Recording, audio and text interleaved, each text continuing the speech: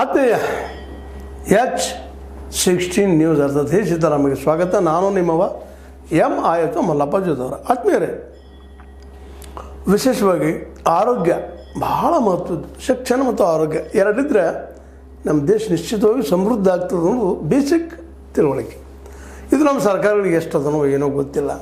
ಯಾಕಂದ್ರೆ ನಮ್ಮ ಸರ್ಕಾರಿ ದವಾಖಾನೆಗಳೇ ಆಗಿರ್ಬೋದು, ಜಿಲ್ಲಾ ಮಟ್ಟದಿರಲಿ, ತಾಲೂಕು ಮಟ್ಟದಿರಲಿ, ಈ PHCಗಳಿರಲಿ, ಉಪಕೇಂದ್ರಗಳಿರಲಿ, ಎಲ್ಲಿ ಹೋದರೂ ಅಲ್ಲೆಲ್ಲ ಒಂದದ್ದು ಸರಿಯಾದ ಸಮಯಕ್ಕೆ ಡಾಕ್ಟ್ರುಗಳು ಸಿಗೋದಿಲ್ಲ, ವೈದ್ಯರು ಸಿಗೋದಿಲ್ಲ, ಜೊತೆಗೆ ನರ್ಸ್ಗಳು ಸರಿಯಾದ ಸರ್ವಿಸ್ ಸಿಗೋದಿಲ್ಲ. ಅನೇಕ ಆರೋಪಗಳು ಸಾಕಷ್ಟು ಇದ್ದಾವೆ.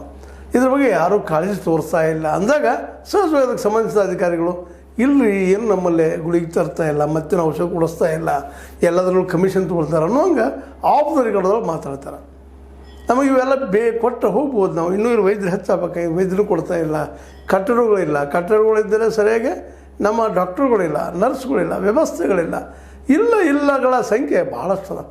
ಈ ಸಂದರ್ಭದಲ್ಲಿ ಇಂಥ ಸಂದರ್ಭದಲ್ಲಿ ಕೆಲವೊಂದು ಪತ್ರಿಕೆಗಳು, ಪ್ರಮುಖವಾಗಿ ರಾಜ್ಯದ ಪತ್ರಿಕೆಗಳು, ರಾಷ್ಟ್ರಮಟ್ಟದ ಪತ್ರಿಕೆಗಳು ಇದರ ಬದಲಾಗಿ ಮೀಡಿಯಾದಲ್ಲಿ ಹೆಚ್ಚಿನ ಪ್ರಮಾಣದಲ್ಲಿ ಚರ್ಚೆ ಆಗಬೇಕಾಗಿದ್ದು ಅದು ಮಾಡ್ತಾ ಇದ್ದಾರೆ. ಆದರೆ ಪ್ರಮಾಣ ಭಾಳ ಕಡಿಮೆ. ಏನು ಬೇಕಾಗ್ಯದಪ್ಪ ಇಲ್ಲ ನಮಗನ್ನೋದನ್ನು ಜನರಿಗೆ ತಿಳಿಸೋವಂಥದ್ದು ಒಂದು ಕಡೆಗೆ. ಆದರೆ ಇನ್ನೊಂದು ಈಗಾಗಲೇ ಅನುಭವಕ್ಕದು ಇದೆಲ್ಲ ಹೌದಪ್ಪ, ಎಷ್ಟೋ ದವಾಖಾನೆಗಳಲ್ಲಿ ನಿಮಗೆ ವೈದ್ಯರ ಕಾಲು ಸಿಗೋದಿಲ್ಲ ಅನ್ನುವಂಥ ಮಾತನ್ನು, ಅದರಲ್ಲೂ ಸರ್ಕಾರಿ ದವಾಖಾನೆಗಳು, ಅದರಲ್ಲೂ PHCಗಳು ಒಂದು ಸಣ್ಣದೊಂದು ರೂಲ್ಸ್ ಅದ. 30,000ಕ್ಕೆ ಒಂದು PHC ಇರಬೇಕಪ್ಪ ಅಂತ. ಅಂದರೆ ಪ್ರಾಥಮಿಕ ಏನೋ ಇದು ಹೆಲ್ತ್ ಸೆಂಟರ್, ಆರೋಗ್ಯ ಕೇಂದ್ರ ಇರಬೇಕು ಅಂತ. 30,000ಕ್ಕೆ ಒಂದು ಇರಬೇಕಪ್ಪ PHC. ಮತ್ತು ಉಪಕೇಂದ್ರಗಳು ಎಷ್ಟಪ್ಪ ಅವರು ಹೇಳ್ತಾರೆ. ವಿಶೇಷವಾಗಿ ಈ ಒಂದು ನೆಲೆಯಲ್ಲಿ 30 ಇರೋ ಜೊತೆಗೆ ನಮ್ಮ ಉಪಕೇಂದ್ರಗಳು ಕಡಿಮೆ ಅಂದರೆ ಅವು ನಮ್ಮಲ್ಲೇ 5,000 ಜನಸಂಖ್ಯೆ ಒಂದರಂಗೆ ಇರಬೇಕು ಅಂತ.